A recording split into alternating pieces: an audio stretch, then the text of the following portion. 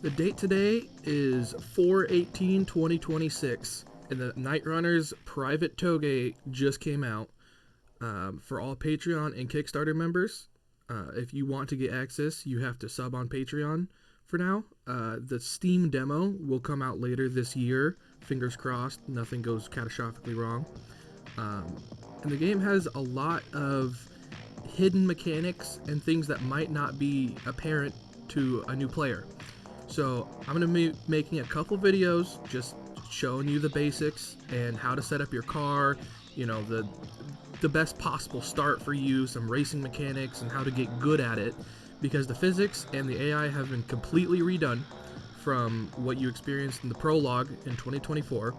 So a lot of people are going to find it a lot more challenging. So with that said, let's start a brand new game. And yes, it is still a private alpha. The game gets updates minimum every week. So things are going to change. Scap. That's my name.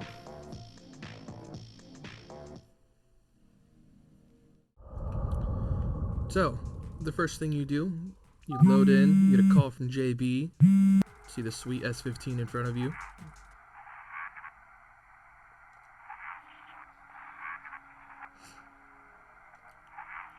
Intro's somewhat similar to the prologue. You know, it's obviously been tweaked somewhat, but this could change again in the future for the full release. And he tells us that we have a car in storage and we have to go pick it up. So, let's go do that. So, here we are back in the open world of the Nightrunners Touge. Let's head on down to the car storage. Get ourselves some new wheels. You'll get a text from JB saying, "Don't race my car at the PA. If you want to do that, you can try it for yourself. I'm not gonna, you know, spoil whatever happens or whatever he might say if you do. Just follow the area on the top and then you'll be guided down to the car storage."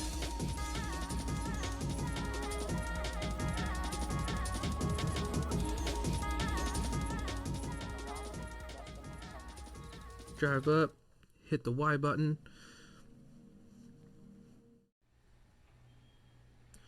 So once you get into the car storage, you'll be prompted to choose a manual or an automatic transmission. I highly recommend you choose manual and learn to properly drive and use that. Because the auto, it's possible in the game, but you'll be much more rewarded with a manual and you'll get better race times. The game will be easier once you understand it. So that's what we're going to choose today. Our starter car here has a randomized color and randomized mileage, just on the high side of mileage. So let's go ahead and look at it. Another thing I forgot to mention is, you know, for these videos, I do have a controller layout in the top right of the screen, so you can see all my inputs for when I'm racing and try to copy some of the tactics. Because I have a lot of hours in this game. I was a private tester for the weeks up until you guys got your hands on it.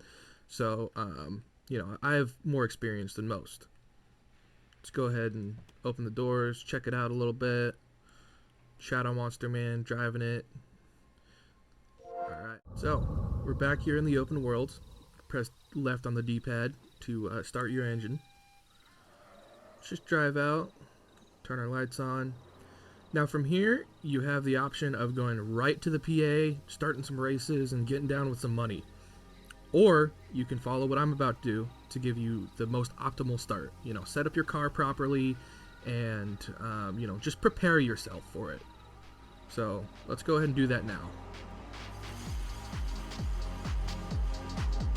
So the first thing you're going to want to do is come down here to the gas station, find this red circle, stop, let's fill up. And so what the gas grades do in this game is the higher tier your gas is, the less you're going to overheat. So if you're running those really high horsepower numbers, you're going to really want the 98 premium in your car at all times, because it will help you from overheating mid-race, because it is an issue on longer races if your cooling isn't high enough. So you just top up like that with a 98 premium and your whole tank should be 98 premium now.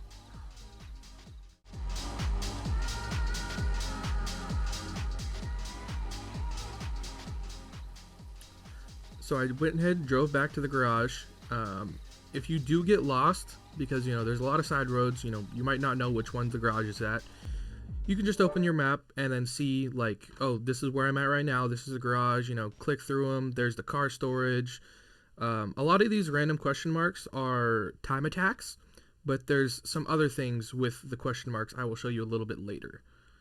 There's the PA, the parking area, you drive there to find rivals and race them. So, we're back here at the garage with our very own S15. It's not nearly as cool as JB's was, but we'll get there. So the first thing that you're going to want to do when you get your car back to the garage is change the oil. Because if your oil is very bad quality, your engine's going to degrade faster. And don't quote me on this, but you could overheat a little bit easier. And the only other thing you can really do right now to prepare your car is go ahead and go to modify it. Sorry, there's two things actually. The first upgrade I normally do is you go to the engine parts, go right over to intercooler, and you see the stock cooling is 89%. And I normally just get the street version just to bump it up to 127 because you will overheat with that 89%. Especially on those longer races, it can totally screw you out of hundreds of thousands of yen. So let's just grab that, check out. 127% is plenty for this right now. Install that guy. And so when you're installing parts, whatever part it says on the bottom where it says intercooler street, that's the part you're holding.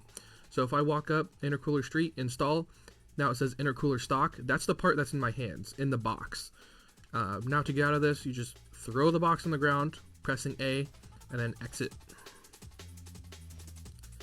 And then the other thing you can do to set up your car properly is you can edit the stance and then change your wheel size, get good fitment. None of these details matter except for the tire width. So the tire width does affect your grip and your steering. So we start out with 255s in the front. You can go ahead and change that to 165s for a drag car or something.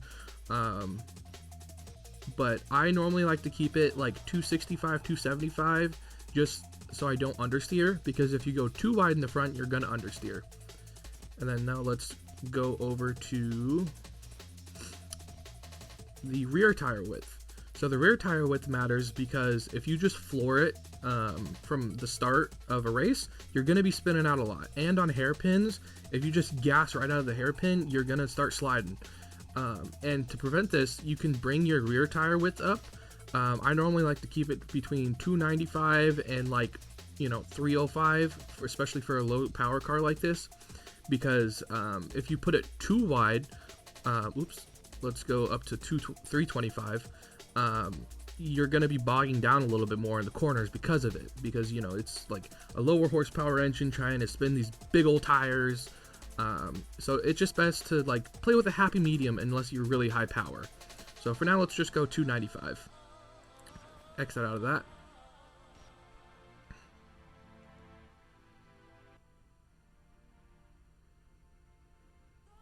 And with that, our car is ready for some races. Let's jump over to the PA. So, I lied to you a second ago. We're not going to go right to the PA. I'm going to save the racing and the PA action for the second episode of this, which will come out today, just shortly after this one comes out. But I wanted to show you some of the in-between stuff of the open world. So, if you see these cones and two guys standing outside, that's a time trial. You can flash your lights to start, and some trials are only active during some parts of the night. So this one, for example, is active right now because it's 2:35. And if we look on the map, find this time trial, it's active between 20 p.m. and 3 a.m. So you have 5 hours in the day to get this time trial done. Sorry, I didn't go to college, that's 6 hours. And then the other thing that is down here that might be interesting to you is you turn around, you'll see these flat loaders around the map. These big old trucks. If you go behind it and flash your lights, it'll let you fast travel. And so this specific truck lets you fast travel to the very top of the pass. Obviously for a cost, because traveling anywhere does cost you money. Driving is the cheapest and most free way to get around the map, but if you have the spare money, you may as well fast travel. Now let's go ahead and look at the other ones. So here we are, just up the road a little bit from the last one, you know, around this corner it goes to our garage. And here's another flat loader. If we go to fast travel to Ikaho Forest Park. Ikaho Forest Park is the midway point on the pass. So there's a lot of races that start and end in Ikaho Forest Park. So if you want to get just halfway up the pass, you know, it costs half as much money to get to the very top. But these trucks are here so that, you know, you can go up there, get some practice, do some time trials, you know, whatever you may want to do. So let's go ahead and go up there. And you can see we spawn in halfway through the map, and we turn around. There's another flat loader. So you can use that flat loader to get all the way back down to the bottom of the map, because at the end of races it will prompt you, hey, do you want to fast travel back to the PA? Yes or no? And if you choose yes, it costs you 100,000 yen, which is a big deal early game. But in the late game, you know, your time is more valuable than the money at that point. So yeah, that's what this truck does. Another thing that's right here is you won't see it right now because it's not active, but there is a time trial. It's active between 2300 and 2 in the morning. So here we are, we're about to the top of the pass, and here is another time trial. I'm facing the reverse way right now. Normally this would be a downhill race, but you know, this is the spot of another one. And just so you know, the time trials, they don't do a lot unless you're in a crew already. So if you beat G Company and join G Company, you're going to want to keep your crew strength up. And one way to do that is keeping on top of your time trials and making sure you have the best possible time on them.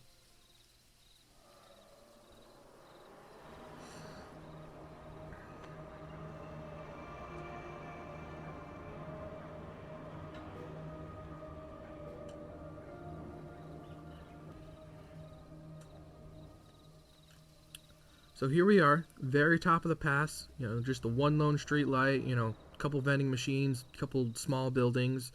You're going to want to head over to the side road, and right at the end of this side road, there is another loader truck. So if you have a race finish up here, like there's a drag race that finishes up here, you can go ahead and go up to this flat loader, flash your lights, and it costs 50,000, and you can go right back down to the town, you know, get gas, go to the PA, go right back to your garage, so you don't have to drive all the way down the mountain for that. I reckon that's about it for this first video. Like I said, the next video is going to be all about the PA and racing and you know, some driving tactics so you get good. Initially, when the private Touge launched, there was a lot of issues with the AI, and it had to be, like, you know, rewritten again almost. But the developer made the difficulty fully dynamic. So if you have a hard time, you know, it's gonna get easier if you lose more. If you're really good at the game, you know, they're gonna get harder because of it. So yeah, I'm gonna post the other video later today. And so if you want, you can just jump right over to that one after you finish this one. That'd be really cool. Not to sound like a normal YouTuber, but, you know, liking and subscribing does help so that more people see this and I have to answer less questions when they get asked in Discord. So yeah, I will see you in the next one.